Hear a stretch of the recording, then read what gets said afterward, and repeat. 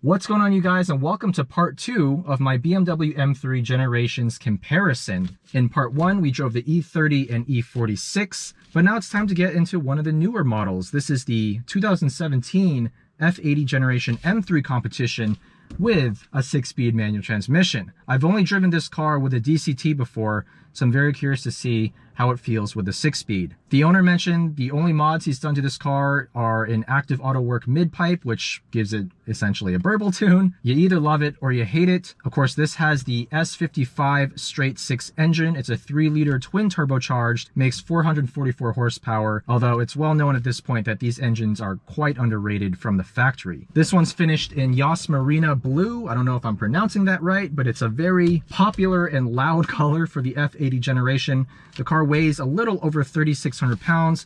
We have electric power steering, rack and pinion, active M differential out back.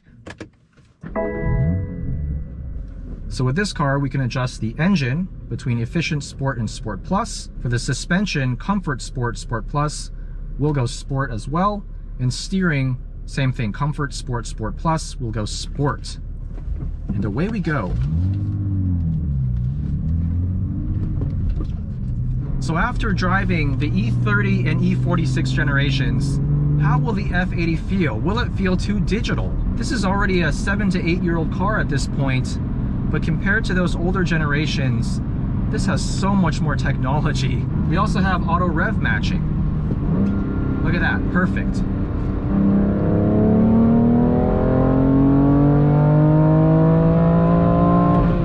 Okay, well, that is a lot quicker than the E46 and not even on the same planet as the E30. Driving around serenely, this thing's really comfortable. It rides even better than the E46. The suspension's in sport and comfort, it's even more supple. And even compared to the E46, which has pretty good on-center steering feel, this has even less slop. Everything just feels even more serious and buttoned down. Now in terms of the interior design, we still have dedicated buttons for basically everything. We do have iDrive, of course, which is actually surprisingly intuitive. There's a lot of carbon on the interior. This was the generation that really ushered in the look of just having carbon everywhere. Up into Sport Plus.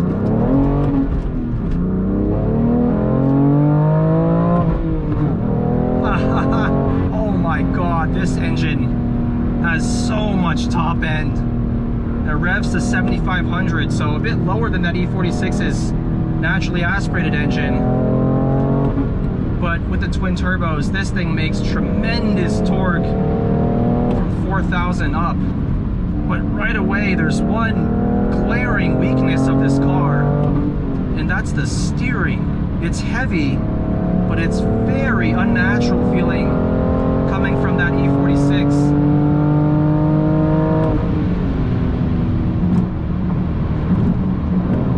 It has a quick ratio, it's very darty just off center, but it feels just nervous, downright nervous. It's hard for me to trust the front end of this car. Let's try dialing the steering back into comfort mode and see if that helps a bit. Well, it does reduce the weight, but the same weirdness where I can't quite feel what's happening at the front end, it's still apparent here. Obviously, this is the first M3 with electric power steering, and you can definitely tell. It was a first for BMW. They still had some dialing in to do. But there's no arguing with this level of performance. This would leave an E46 for dead. That being said though, this engine, despite it having a great power delivery, very exciting top end, and a high red line, 7,500 RPM, it doesn't make nearly as good of a sound as the E46, or even the E30 for that matter, with its little 4-cylinder. It just has a sort of synthetic sound to it. It's raspy like the E46, but not in that sort of intoxicating way. And I think it's due to the lack of induction note here.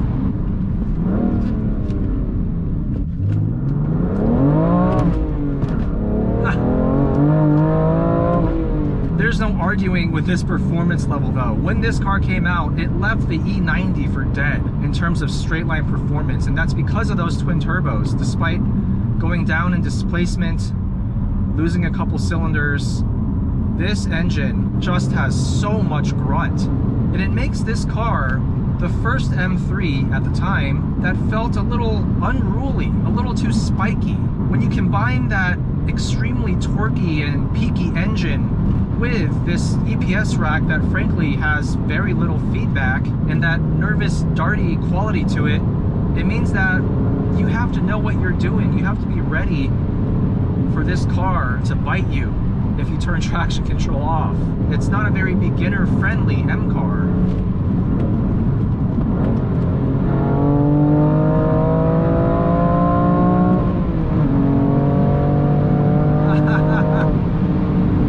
But this truly feels like borderline supercar levels of speed.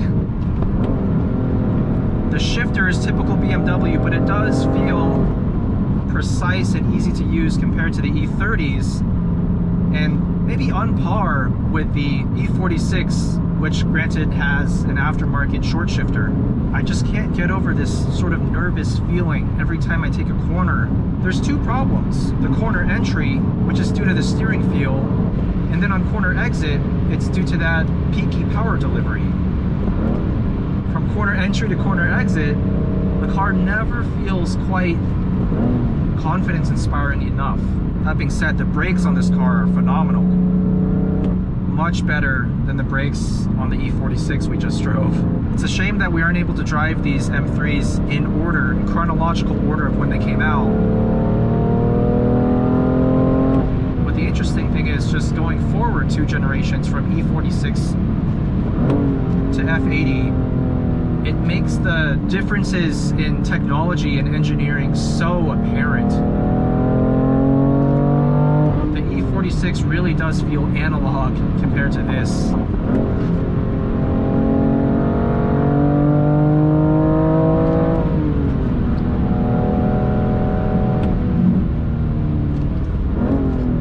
Easy to heel toe. The throttle response is still really good. The engine still, despite the sound and the peaky power delivery, it still is a highlight of this car for me. I love the way this engine just rushes towards the red line, and it gives it again a different feel than the E46 or E30. With those naturally aspirated engines, you really always felt like you had precise control of what the car will do when you give it some throttle input. And this one, less so, but that's also part of the charm, and that's what makes it feel different than those previous generations. If all the generations felt the same, that'd be a little boring, wouldn't it?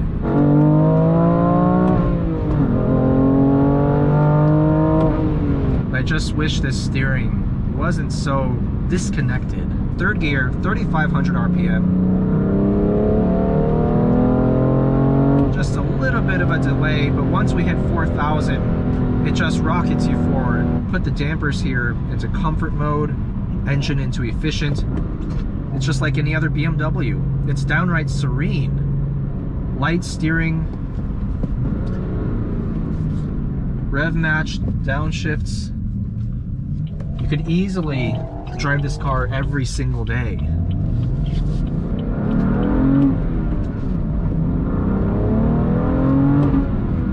But I have to say, out of the 3 generations I've driven so far, this is my least favorite. I think I would give up some of the creature comforts in order to have the E46, because the driving dynamics of that car and the subjective feel are a lot more in line with what I like about M cars. I love the predictability of that E46. Time to drive the rest of the generations and see if it can still hold its place. All right, guys, we're now in the 2010 BMW E90 generation M3. This is a car I'm pretty familiar with. I've had multiple examples on the channel before. This particular car is equipped with a 7-speed dual clutch transmission with some aftermarket paddles. It's space gray on the outside with a fox red interior. The owner did put a few mods on it. H&R springs with the OEM adjustable dampers, PFC pads, stainless brake lines, Hotchkiss sway bar, a carbon one-piece drive shaft, a BPM Sport Stage 2 engine tune, and the GTS DCT software tune, which makes the shift speed a little bit quicker. We also have the Euro MDM, which gives us a little bit more slip angle, a Dynon carbon intake, and a full Akrapovic titanium exhaust. Of course, we're powered by the amazing 4-liter S65 naturally aspirated V8 engine. Revs out to 8,300 RPM. It makes 414 horsepower, 295 pound-feet of torque. This car weighs almost 3,700 pounds. In fact, with the DCT, it might just weigh 3,700. We have hydraulic rack and pinion steering. This is the last generation of M3 before they move to EPS.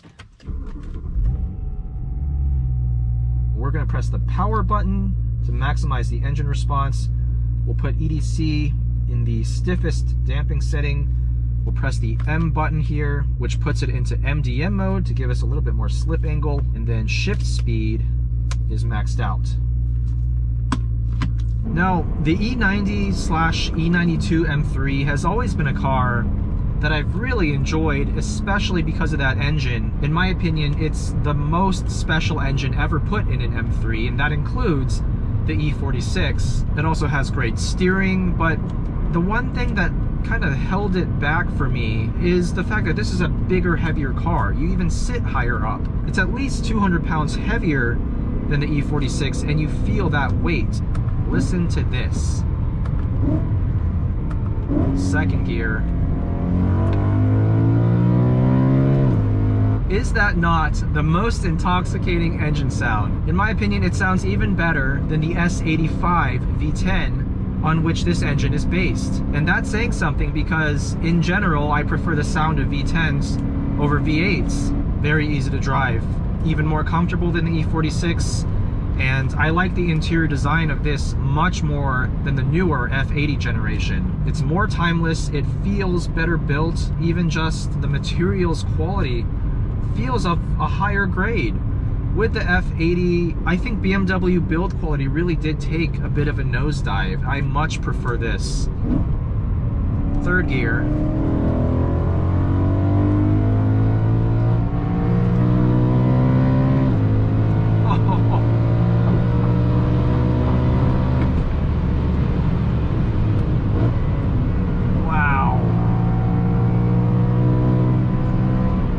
Mid-corner, this car just wants to rotate.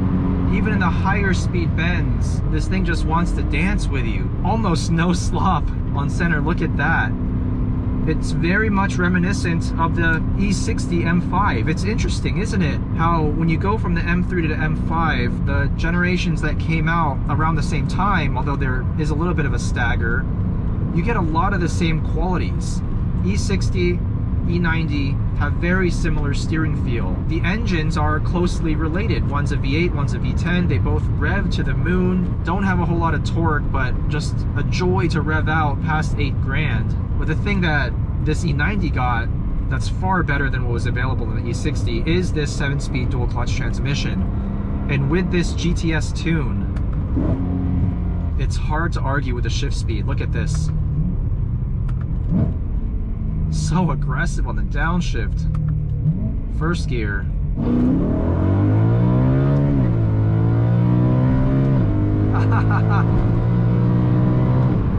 This is an over 15-year-old transmission, and yet if a brand new BMW came out with this transmission, I would be impressed. I like this better than the ZF 8-speed that you find in modern M cars. It's not as smooth for daily driving, but the snappiness of the shift can't be argued with.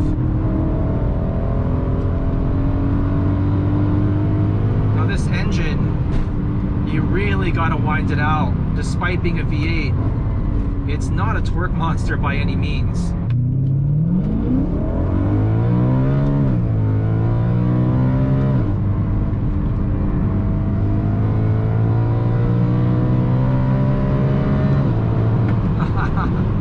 That's just phenomenal.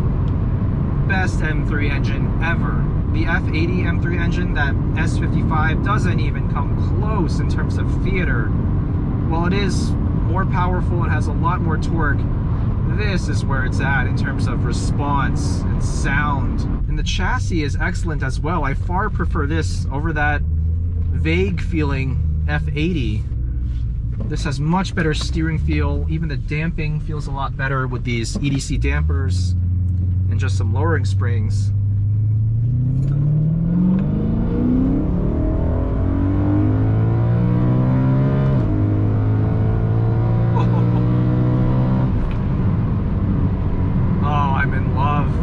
here's the thing, this is an M car, this is an M3 where I wouldn't mind if I had one with a DCT, even though I'm a manual diehard. This engine and transmission combo is so spot on. To have a high revving, naturally aspirated engine paired with a very short ratio, quick shifting dual clutch, it's just a very effective combo.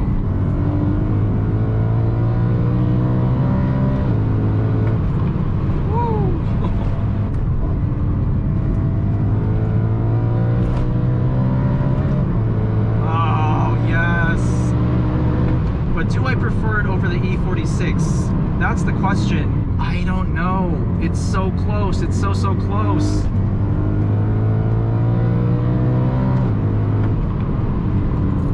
I think chassis-wise, I still do prefer the E46 just because it feels a little bit lighter. Overall, it's more nimble.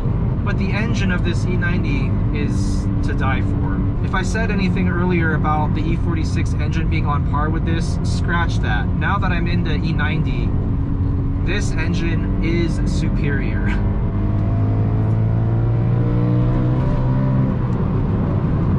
Oh yes.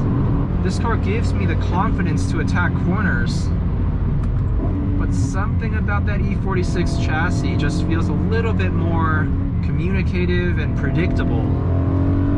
Just a little.